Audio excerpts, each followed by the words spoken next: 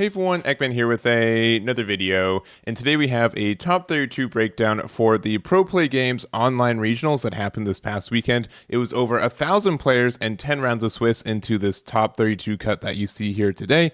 And real quick before we get started, first, if you guys are new to the channel, please make sure to hit that like and subscribe button. I do a lot of work for the One Piece card game, including just OP06 breakdowns, as you can probably see by watching the videos, and it just means a lot to help grow the channel and everything else. So I really would appreciate it. And then also shout outs to PPG for not only providing the deck list on their website, which is linked in the description, but also for streaming the event, which you guys can find linked in the description, as well as on this page, which has all the deck lists for you guys to check out. So real quick, going on into it, in this top 32, we did have 12 Gecko Morias, with one of them winning the event, 10 Sakazuki, 6 Katakuri, 2 Reijus, 1 Perona, and 1 copy of Yamato. And honestly, if someone asked me what I thought were the best 6 decks in this game, it would probably be these 6, in probably these ranges where Moria, Sakazuki, and Katakuri are best 3, and then Reiju, Perona, and Yamato are the bottom 3, with probably Reiju the best of those, like the 4th best, but it could go to any one of those 3, to be honest. And I think that's kind of understood at this point. We don't have a lot of variety outside of, I think, the big 3. There are just like a couple that speckle in, like Anel sometimes get in there, Star Deck 10, Star Deck 10 Law gets in there sometimes, sometimes Newgate, but these are generally what we're looking for, especially since these 3 took up over 75% of the top 32 and took about 2/3 of the actual breakdown for the event. So I think that's something that's really impactful for what this meta looks like. Katakuri has a negative ratio going into it, since it was just over 25%, but it was under 25% of the top cut. So I think that's something that's impactful too. Usually Katakuri has a negative ratio in, but it is still doing very well. I think Katakuri is the best it's ever been. Moria had a super positive ratio, with, again, only 213 going into a 12. So 12 of the top 32, which is great. And then also Sakazuki as well, only 170, which I've been seeing the number of people who are on Moria wane a little bit more, and the people who are on, Sakazuki wane, and the people who are on Moria go up a little bit. So I think that's something that, I don't know. I know like Sakazuki is getting banned in the next couple of weeks, and honestly, I think Moria might be like a slightly easier deck. I think that going down into it, Sakazuki is probably still the better deck of the 2, but it is very, very intense on decision making. Moria is a little bit more lenient on it. You do have 5 life, which makes it a little bit easier, and you also do have just like your options are a little bit limited, but they're good options. So the decision making is a little bit different, but they're very close in a lot of regards. So anyways, I'm going to go over the top placing list for each one of these leaders, starting off with our first place list, which is Joshua's version of Gecko Moria right here. And honestly, I don't have a lot to say about this deck. It's been pretty standard. I say that this is a different version for the inclusion of the Rebecca Hina. So Rebecca, I think, was the card that people are like, oh, this card has to be with Moria every time. It's the card that, you can play Moria, to play Rebecca, to play, a brand new. You get so much advantage, and there's so much to do with it. But honestly, the more and more I play with it, I think that it's not the best play for Moria. I know it's been very good for Sakazuki specifically, but you just don't really have the deck space for it, and it's just a blocker where Rebecca gets removed very, very easily in this meta. But I do think that having the Rebecca Hina combo in this deck is great. Specifically, Hina is really good for having like if you're on turn 6, you can do something where you can play Hina, get the reduction of something, and then play Absalom. So that's like a little combo that's really nice for it. So we also do like remove a copy of Ice Age, so it's a 4-3 split, because we do have these Hinas to help you. We also have Tashigi here as like an additional way to you can get it from Rebecca. It's also going to be another cost reduction, so I don't mind that add there for it. But generally, most of the builds I've been seeing do not run the Rebecca Hina. I think this is a little bit more of a decision here, but obviously it paid off, and it did get them first place. So congratulations for Joshua for first place with Gecko Moria.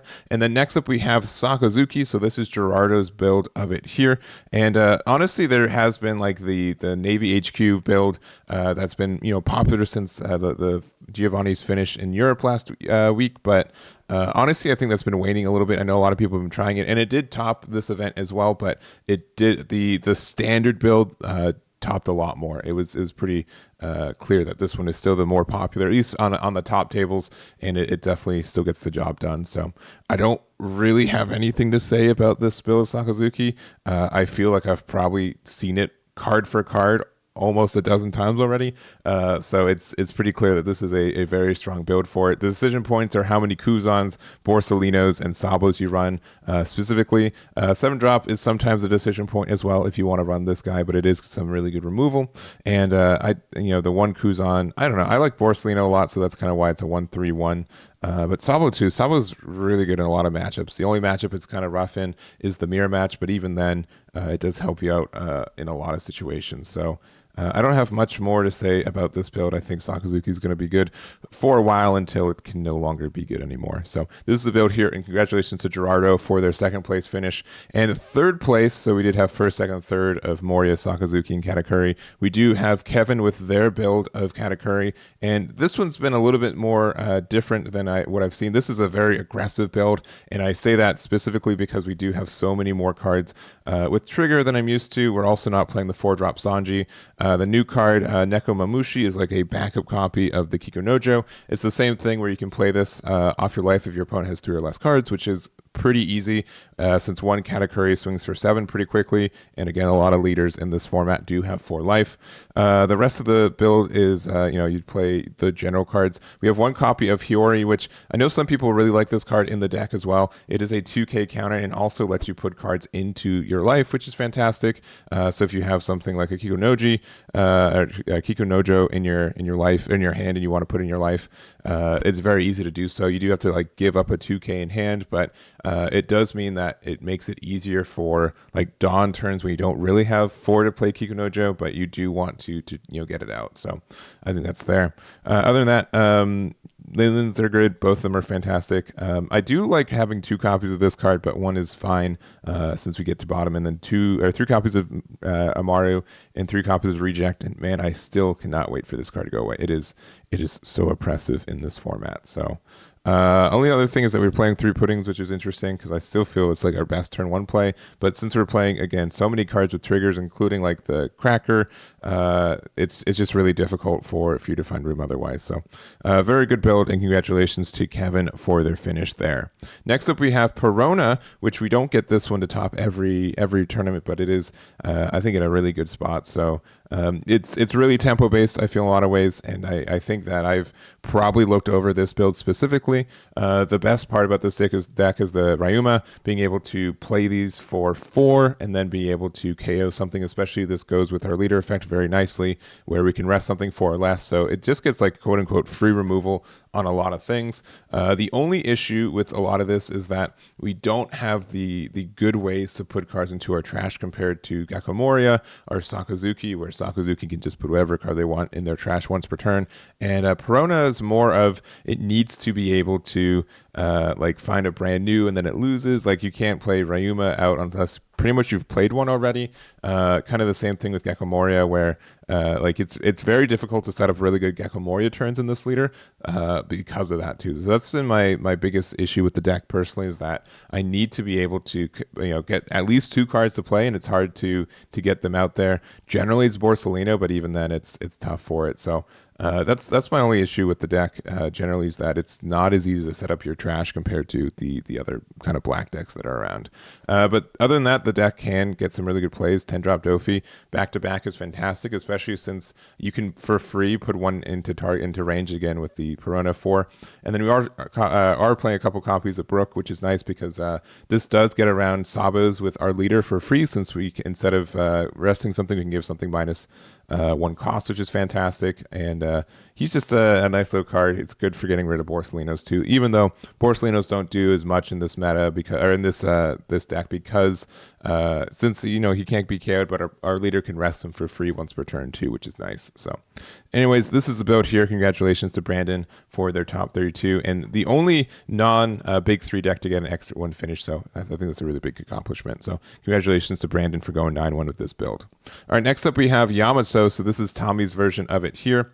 I feel like I've been seeing more of the yellow build and the aggressive build, or even the kind of a mid build between the two, where it's like aggressive yellow, but we're still playing the kid. But this is the kind of full version of the fortress build, and something that I've noticed too, compared to kind of the early builds, is that we're still not playing 10-drop Dofi in this build either. So I kind of agree with it too, where like I just had a rough time saying, okay, this is I have 10 Dawn available for me to do this turn.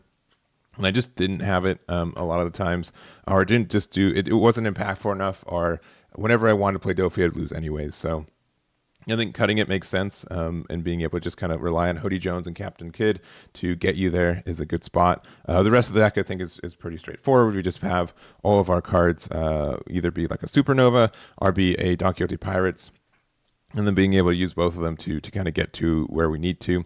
I like Sugar here too, even though you can't use the effect to on the opponent's turn once per turn, you still can play this and rest. Especially you can play it off Kid to rest a 4 or less, which is nice.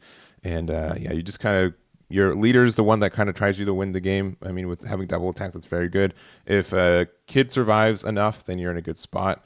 And Onami still just is such a good card in this deck. Even like, again, like Banish double attack is very, very impactful. So I don't have much more to say. Congratulations to Tommy for their finish with Yamato. And to wrap it up, we do have Samuel with their copy of Reiju.